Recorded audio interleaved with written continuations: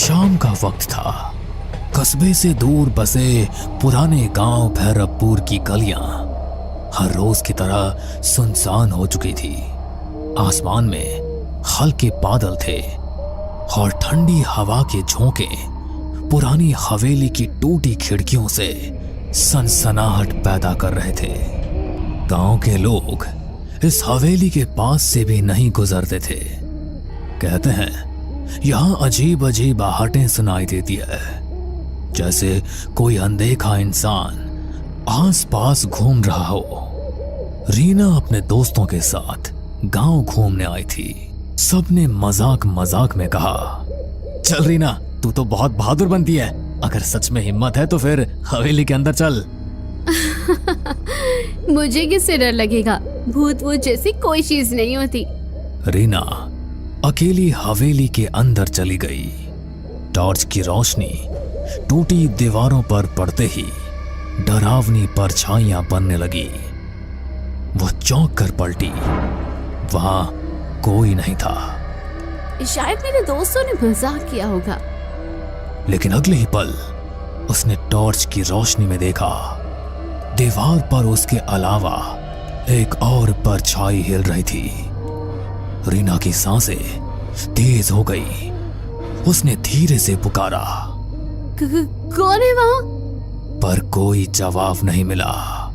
बस धीरे धीरे कदमों की आहट पास आने लगी। वो भागकर बाहर निकली। दोस्त हंस पड़े। क्या हुआ? रंग उड़ गया चेहरे से? रीना कांपती आवाज में बोली, नहीं, अंदर कोई था। दोस्तों ने मजाक उड़ा दिया। लेकिन उस दिन के बाद से रीना के साथ अजीब घटनाएं होने लगी। कभी रात में उसके कमरे में किसी के चलने की आवाज आती, कभी शीशे में उसके पीछे कोई धुंधली परछाई दिखाई देती। गांव का नाई रघु रोज रात को देर तक दुकान बंद करता। एक दिन जब वह तालाब के किनारे से घर जा रहा था तो उसे लगा कोई उसके पीछे पीछे चल रहा है। कौन है बे? सामने आ। पर कोई जवाब नहीं। वो तेज कदमों से चलने लगा, लेकिन नाहट भी उतनी ही तेज हो गई। अचानक उसके सामने एक सफेद साया खड़ा हो गया। आंखें गहरी हरी चमक रही थी। रघु, तेरा समय आ गया है, तू बच नहीं पाएगा। रघु जोर से चिल्लाया और भाग खड़ा हुआ। अगले दिन गांव वालों ने देखा रघु पागल सा हो गया था। वो बार बार कहता, आहट मुझे ले जाएगी, आहट मुझे ले जाएगी। अनिरुद्ध गांव के स्कूल में मास्टर था। वो भूत प्रेत में विश्वास नहीं करता था। लेकिन एक रात जब वो हवेली के पास से लौट रहा था तो उसने साफ साफ सुना जैसे भारी जूतों की आवाज उसके पीछे से आ रही हो। अरे ये कैसी आवाज है? यहां तो कोई और नहीं है। वो मुड़ा, लेकिन पीछे सिर्फ खाली सड़क थी। फिर अचानक उसके कान में किसी ने फुसफुसाया, तू बच नहीं पाएगा। रीना, रघु और अनिरुद्ध तीनों अलग अलग लोग थे, लेकिन सबने एक ही चीज महसूस की और वो थी आहट। गांव में धीरे धीरे डर फैलने लगा। लोग कहने लगे कि हवेली में दबे किसी रहस्य की वजह से ये सब कुछ हो रहा है। गांव भैरवपुर में अब हर कोई हवेली का नाम लेते ही सिहर उठता। रीना का चेहरा अब पीला पड़ चुका था। रघु पागलपन की हद तक डर चुका था और अनिरुद्ध मास्टर भी अब रात को अकेले निकलने से कतराने लगा था। लेकिन ये डर यहीं नहीं रुका। सविता रोज रात को अपने आंगन में तुलसी को दिया जलाती थी।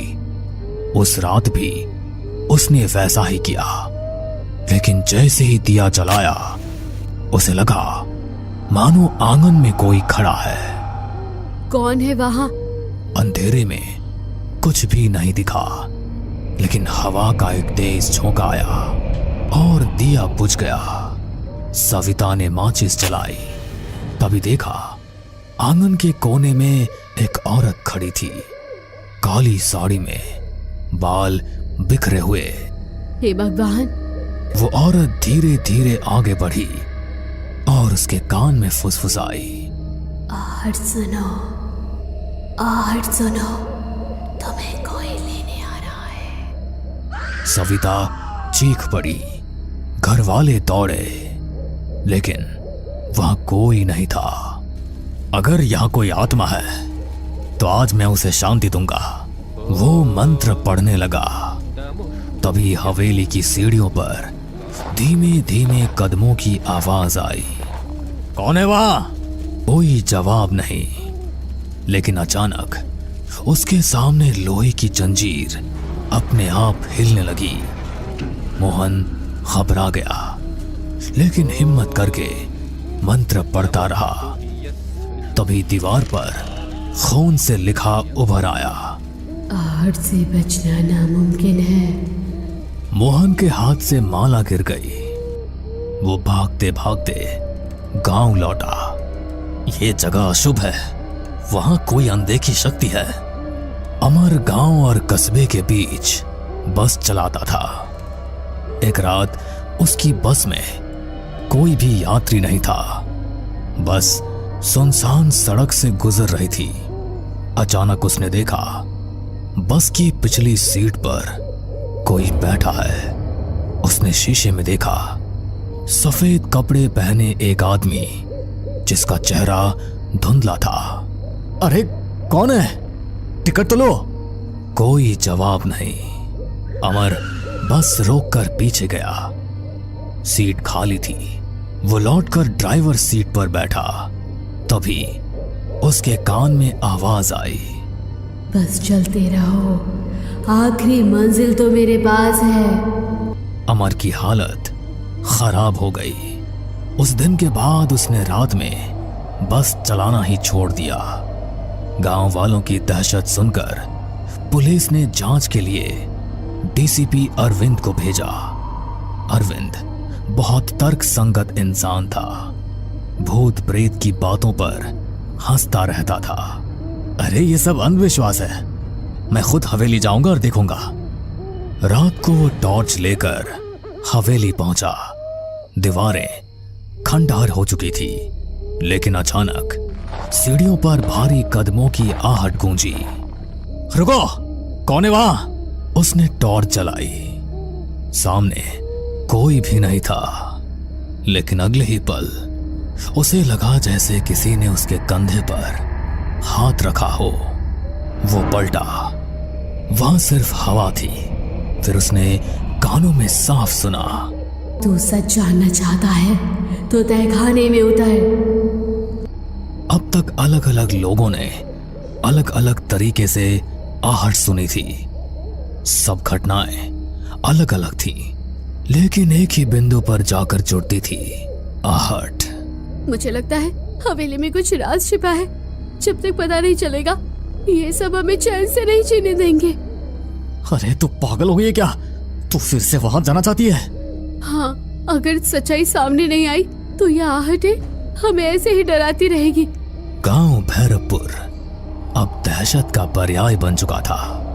लोग रात को घर से बाहर निकलना बंद कर चुके थे। हर कोई वही सुनता, धीमे कदमों की आहट। रीना का डर अब जिज्ञासा में बदल चुका था। उसने तय किया कि वो हवेली के तहखाने तक जाएगी, लेकिन अकेले जाना मुमकिन नहीं था। उसने अंकित, मास्टर अनिरुद्ध और पुलिस अधिकारी अरविंद से मदद मांगी। हमें सच का पता लगाना होगा, वरना ये आहटें हमें जिंदा खा जाएंगी। ठीक है, मैं पुलिस वाला हूं, पीछे हटना मेरे बस का नहीं। चलो आज रात तहखाने में उतरते हैं। रात के 12 बजे चारों लोग हवेली पहुंचे। अंदर सन्नाटा ऐसा था कि अपने दिल की धड़कन तक सुनाई दे रही थी। अचानक सीढ़ियों पर वही आवाज गूंजी। रीना का हाथ कांपने लगा। अरे डर मत, हम सब साथ हैं ना। सब लोग तहखाने की तरफ चलो। हवेली के पीछे एक पुराना लोहे का दरवाजा था जिस पर जंग लगी थी। अरविंद ने जोर से धक्का दिया। दरवाजा चरमराते हुए खुला और बदबू का एक तेज झोंका आया। सीढ़ियां नीचे अंधेरे में उतर रही थी। चारों लोग नीचे उतरे। तहखाना ठंडा और सीलन भरा था। दीवारों पर काई जमी थी और बीचों बीच एक टूटी चौकी रखी थी। देखो वहाँ। दीवार पर खून से लिखा था, आहट मेरा श्राप है, जो सुनेगा उसका अंत होगा। ये सब किसने लिखा होगा? तभी तहखाने के कोने से एक सफेद धुंधला साया उभरा। सबके कानों में वही आहट गूंजी। मैं इस हवेली की मालकिन ललिता हूँ। 100 साल पहले मेरे पति ने लालच में मुझे यहीं जिंदा दफना दिया था। मेरी चीखें, मेरे कदमों की आहट सब यही गूंजती रही। रीना की आंखें फटी की फटी रह गई। तो ये सारी घटनाएं वही आहट? हाँ। अचानक तहखाने की दीवारें हिलने लगी। छत से मिट्टी गिरने लगी। ये क्या हो रहा है? मेरा श्राप अनंत है। जो सच जानता है वो भी आहट से बच नहीं सकता। रीना, अंकित, अनिरुद्ध और अरविंद चारों बाहर भागने लगे, लेकिन हर तरफ से आहट की आवाज आने लगी। कभी पास, कभी दूर, कभी ऊपर, कभी नीचे। सभी हवेली से बाहर आने लगे। तभी अरविंद ने सबसे कहा, अगर हम इस हवेली को ही जला दें तो शायद ललिता का दफन शरीर भी जलकर मुक्ति पा लेगा और आहट का ये पूरा किस्सा ही खत्म हो जाएगा। उसके बाद सबने मिलकर पूरी हवेली में आग लगा दी और सभी हवेली से बाहर निकल आए।